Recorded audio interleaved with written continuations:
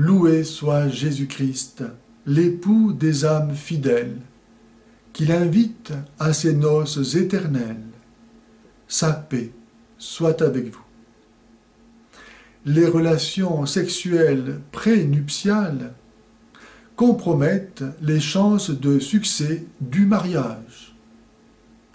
Plusieurs estiment s'aimer si fort qu'ils considèrent que seules les relations sexuelles sont capables d'exprimer leur amour, avec ou sans mariage. Quelles sont les conséquences d'une telle décision? La première conséquence est que la frontière, la ligne de démarcation entre l'état de vie des gens mariés et l'état de vie des gens non mariés s'estompe. De sorte que le jour du mariage, qui devrait être l'un des plus beaux de la vie, qu'est-ce que le mariage va changer dans la vie des époux? Ils avaient des relations sexuelles avant le mariage, ils en auront après. Leur mariage ne va en rien changer leur comportement. Et donc, ils auront eux-mêmes réduit leur mariage à n'être qu'une formalité sans importance, n'ayant pas de signification pour leur comportement. Ils auront dévalorisé leur mariage.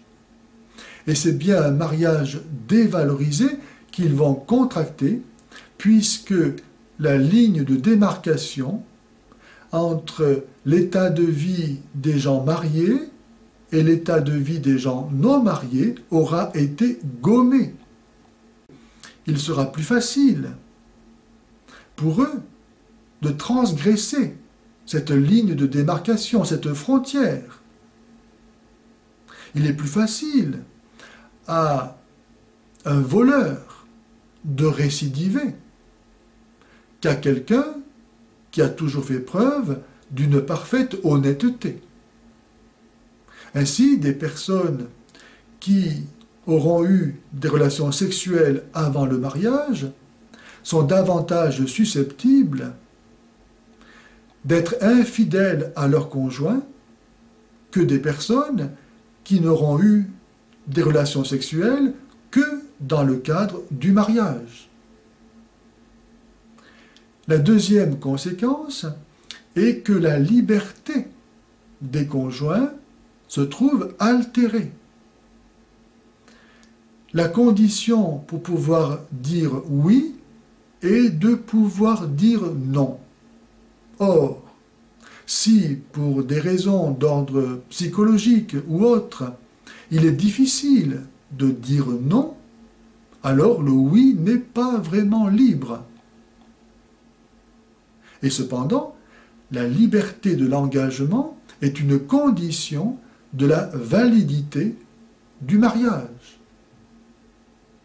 Supposons que Pierre et Pierrette décident d'avoir des relations sexuelles avant leur mariage, et puis qu'ils s'aperçoivent qu'ils ne sont pas faits l'un pour l'autre. Que vont-ils faire? Dans quelle situation vont-ils se retrouver? Certainement vont-ils chercher à rencontrer quelqu'un d'autre.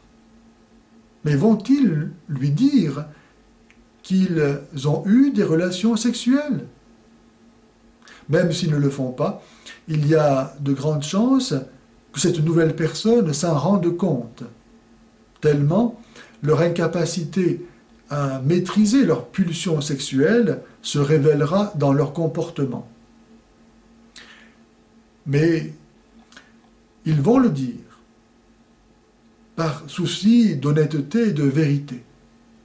Et alors, cette nouvelle personne qui sera vierge et qui aura un peu de bon sens, certainement va-t-elle couper cette relation.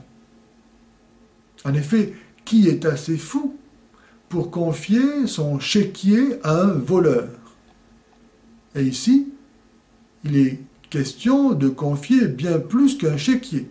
il est question de confier sa personne à quelqu'un qui ne respecte pas le mariage, qui ne respecte donc pas la vérité de l'amour.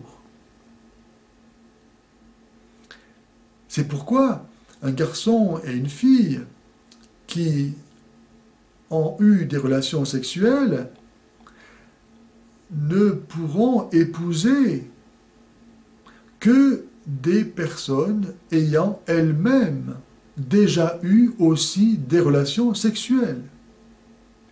Un garçon et une fille ayant eu des relations sexuelles ne méritent pas d'épouser quelqu'un qui a su garder sa virginité pour l'offrir à son époux ou à son épouse, à moins d'une profonde conversion.